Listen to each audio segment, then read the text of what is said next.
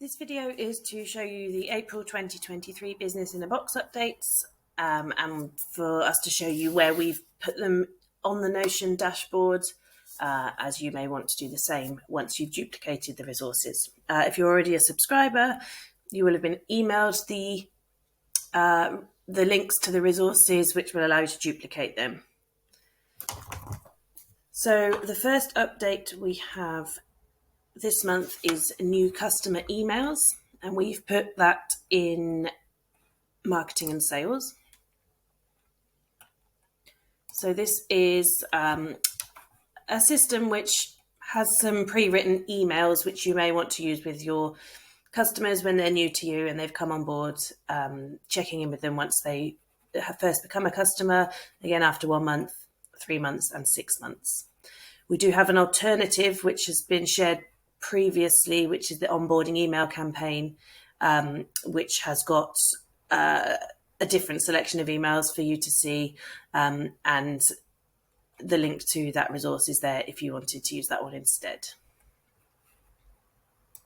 The next resource we have is business plan with completion notes, and we've put that in strategy and leadership. So this is exactly as it says. It's a template for a business plan, but it comes with notes of how to complete it. So you've got a drop down there, which sort of gives you some guidance for completing each section, or you can click to download a Word version of this system.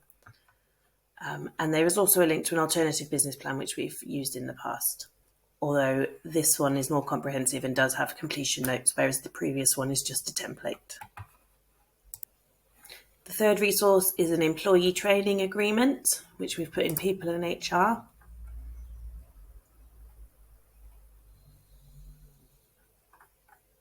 Somewhere. Employee training agreement, there we are. So this is a template of a contract between employer and employee. If the employer is paying for them to go through a training, and it perhaps is going to benefit the employee as well as the employer. But perhaps there's a training that the employee has requested. That template is to come up with an agreement to ensure that if the employee was to leave immediately after completing the training, then some of those costs could be recuperated. It is just a guide. As always, we do suggest that you seek legal advice when drawing up your own contracts. The fourth resource is in finance and accounting, and it's a key dates calendar.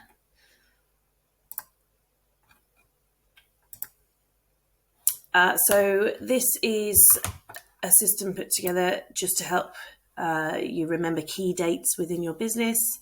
There are suggestions for dates that you should record and have on recurring.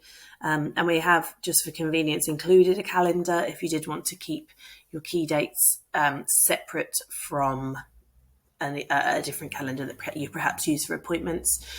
So you could use the calendar here, or just use this as a guide to set your own reminders on your own calendar. And the final resource is also in finance and accounting, and it's a debtors policy, which lays out a system to follow and a set of guidelines for dealing with customers who owe you money. And it includes some templates of messages you can send them, and sort of guidance as to when to send them, and also suggestions of what you can charge.